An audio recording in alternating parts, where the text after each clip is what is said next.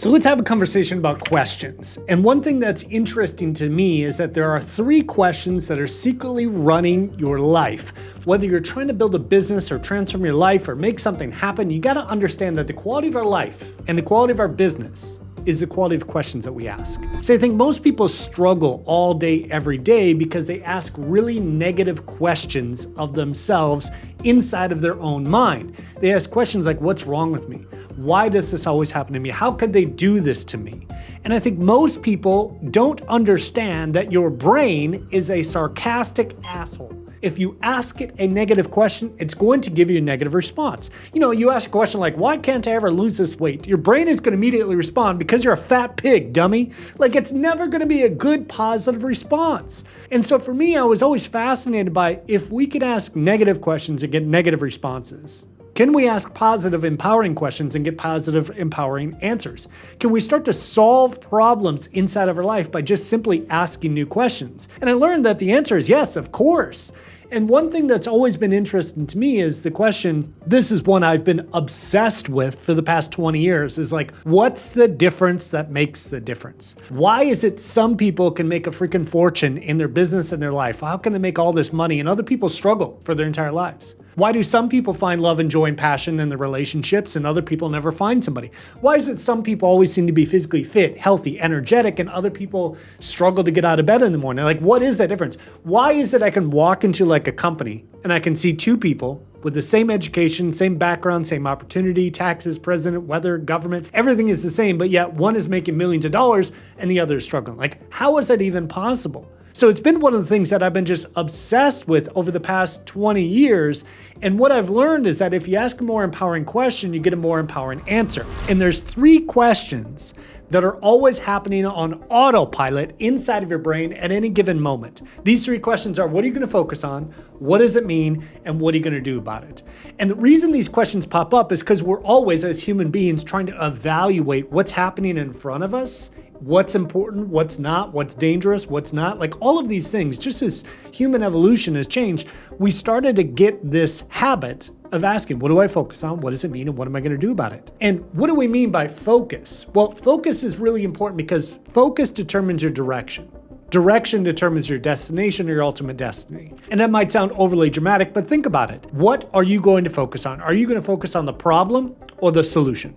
Are you going to focus on the opportunity or the crisis? Are you going to focus on everything that's going wrong in your life or everything that's going right? Either way, that's not just positive thinking. That's deciding which direction you're going to head, where you're going to go, and what maze are you going to follow through. And so when we talk about what are you going to focus on, I don't just mean think positive for positivity's sake. I mean, what are you going to focus on in that moment? Because whatever you focus on expands. You know, if you focus on bills and problems, what do you tend to get more of? Bills and frickin' problems, right? If you focus on opportunities and things that you can do and actions that you can take, now all of a sudden you start to get this next thing, which is meaning. What does it mean to you? And what I learned from Tony Robbins years ago, he said, listen, meaning equals emotion, and emotion is our lives. If you think about like the quality of your life, really it boils down to what's the quality of the emotions that you feel every single day, right? If you're consistently happy, what's your life? Happy. If you're consistently depressed or sad or frustrated, pissed off, what is your life? Sad, pissed off, frustrated, depressed, right? Like, that's over and over and over again. And where does that emotion come from? It comes from the meaning. So if we look at what do we focus on, this opportunity or crisis, whatever it is, now we have to give it a meaning inside of our head. Human beings don't do a good job at just letting things be. We always have to pretend we know what something means. And we look at a tragedy or a problem or a challenge and we're like, oh, this means God hates me. This means it's the end of the world. This means I'll never have a job again. This means I'll never have an opportunity again. I'll tell you a quick story. Back during COVID days, during the pandemic, I was still working for Tony Robbins. I did something like 5,000 live in-person presentations for the man. I was speaking 3, 4, 5 times a day for almost a decade. Like, it was absolutely nuts. I took all the speaking opportunities nobody else wanted. I traveled hours to go speak for no commissions and no money. Like, I did everything. I was insane. But when COVID happened, we had 3 sold out events of like 20, 15, 1,000 people in a stadium that all of a sudden we can't run that event anymore. So like overnight, we're out of business. Tony freaking Robbins, who's been around for 40 freaking years, almost 50 now at this point, all of a sudden overnight, what he was told to do, hey, you guys can't do these seminars anymore. It's illegal. Now, what did a lot of people focus on in that moment? A lot of people focused during the pandemic and during the lockdown. They said, man, this is the end of the world. I'm going to lose my job.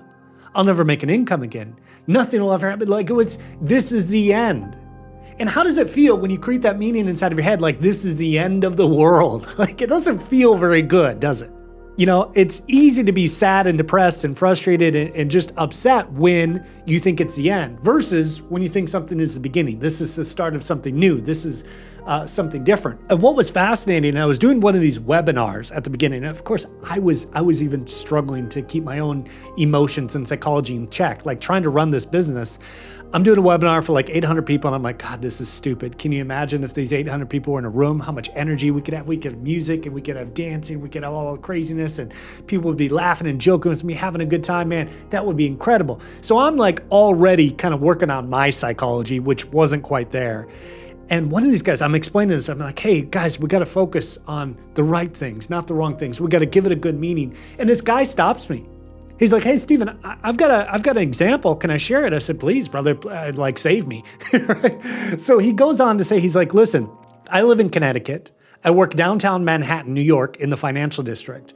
And if you don't know the area, right, a lot of people live outside of New York and go commute into the city to go to work. And this guy was commuting like 2 hours a day, every single day. He didn't want to take the train, so he was driving down.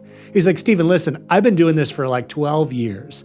I wake up at 4 or 5 in the morning. I get ready. I drive into work. It takes me 2-3 hours, depending on traffic. I work all day long. I fight traffic on the way home, 2-3 hours to get home. And I do that 6 days a week. And it's been absolutely insane. And it's been a good living. But man, during this pandemic, like everything got locked down and I had to start working from home. At the beginning, I was a little scared. I was a little confused. I was like, man, I had some family and friends that got affected and things were kind of crazy. But dude, I got to tell you, for the first time in 12 years, I got to have dinner with my children. I mean, imagine that meaning. The guy, for the first time in 12 years, gets to know his kids again because he's quote unquote forced to work from home. Imagine how much that transforms the guy's life. He can get to know his kids. Hey, how was school? What are you learning? What's new? What's different? How are you doing this? He gets to know his family again. Now that's a different meaning than like mask or no mask or vaccine or no vaccine. Like all of those arguments become super stupid when you start to realize that you could create a much more empowering meaning in your life and in your business if you just decide to in that moment. So what do you focus on? Is this a problem or an opportunity? Is this a crisis? Is this the end of the world or the beginning of something new? What are you going to focus on? What does it mean to you? Because that last decision is the most important one, which is what are you going to do about it? Are you going to go or are you going to stay? Are you going to make that phone call or are you going to put it off? What are you going to do in this moment? Are you going to give up or are you going to start something new? What are you going to do? See, these 3 decisions right here control everything in our lives. And these 3 decisions just constantly have questions in the back of our mind. What am I going to focus on? What does it mean? What do we do about it? And the problem is we get so addicted to making the same decision over and over again that our lives end up being exactly the same over and over and over again. So our job here today is to make new decisions. But there's 4 major skills that I want to give you here just before we end up this video. Decision number 1, we got to figure out what is our mindset. Because our mindset, our emotions, how do we feel in that moment? Our mindset really is just those 3 things, right? Because how we think and how we feel, that determines what decisions we make. And those decisions we make decide what actions we're going to take, which determine the results that we get inside of our lives, right? So what is our mindset? Our mindset is a combination of a few things. We don't have time to cover all of them here today, but it's a combination of beliefs and values and evaluations and emotions. What's an evaluation? Well, look, this 3 things right here. What am I going to focus on? What does it mean? And what am I going to do about it? Those are the evaluations.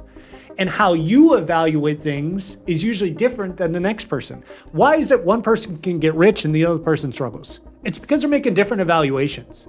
You might say, well, it's their circumstances. Oh, it's the economy, it's market, or whatever. But I can't tell you the amount of stories that I have personally lived and I've seen in front of my own face where I see 2 people with the same exact opportunity, the same exact education, same market, taxes, president, weather, and one person's making millions of dollars and the other person is struggling. Why? Is it because they think positive? No, that's bullshit. Positive thinking is stupid.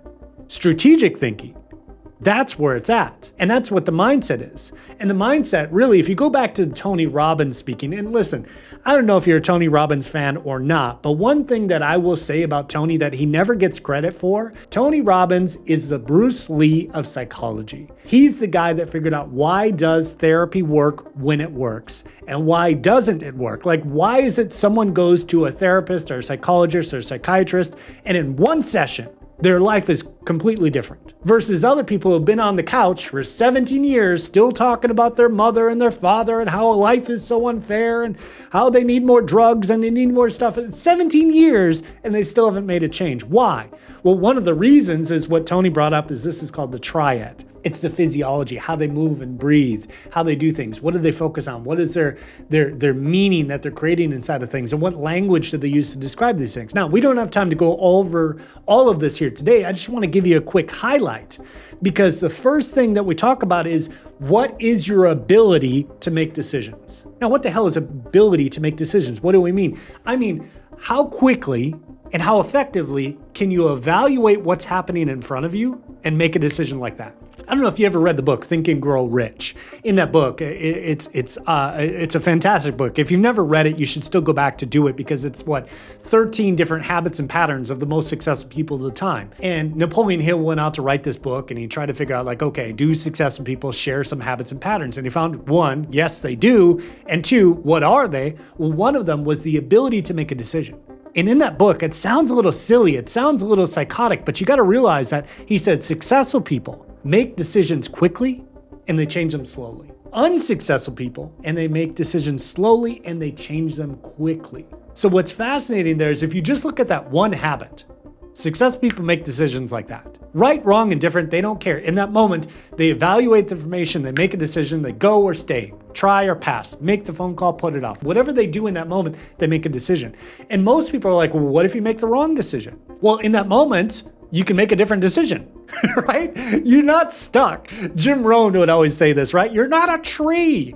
You're not a goose. You don't have to fly south for the winter. You can fly north and east and west. You're a human being. You can do whatever the hell you want. In that moment, you can make a decision. But making no decision, that's where the problem lies for most business owners, most entrepreneurs, most people in general. Now, the second step is you got to be able to take massive action.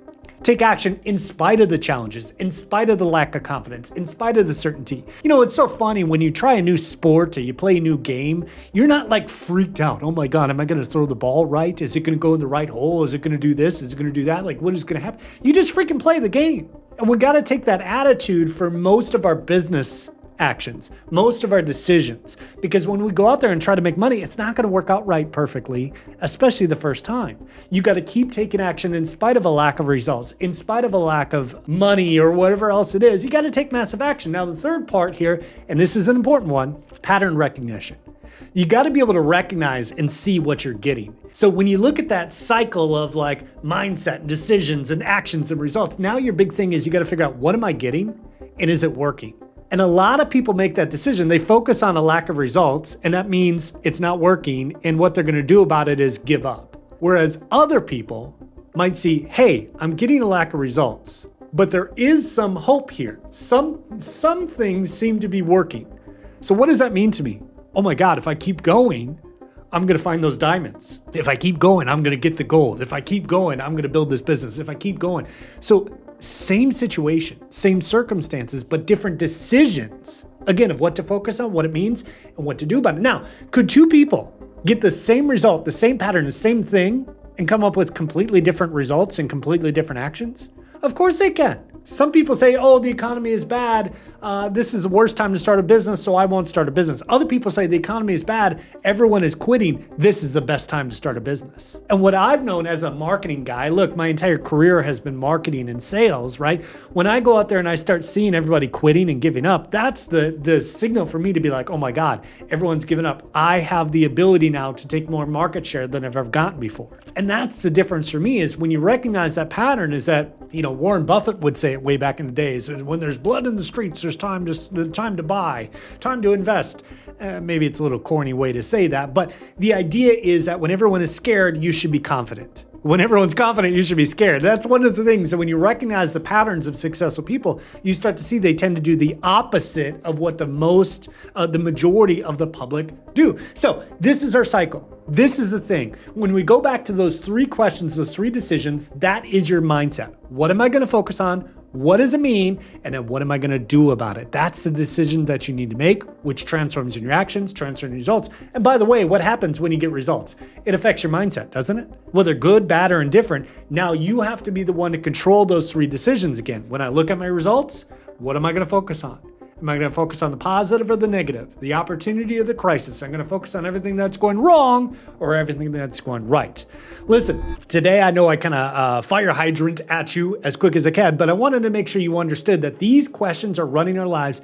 And now, more than ever, it's more important for us to be able to take control of our mindset, because if we want to be successful in business with this government, with this economy, with the end of globalization, with all of the challenges that we're facing here, you and I have to take control of our mindset and not let the outside world affect what we're doing. So listen, I hope this is helpful. Drop me some comments below. I'd love to hear from you. I want to help you succeed. I want to do my best here for you. So let me know if you've got questions, you got thoughts, you got comments, you got insults. Give them all to me. I don't care. Drop them in the comments below, and I'll see you in the next video. And until then, live strong, live with passion, and I'll see you at the top.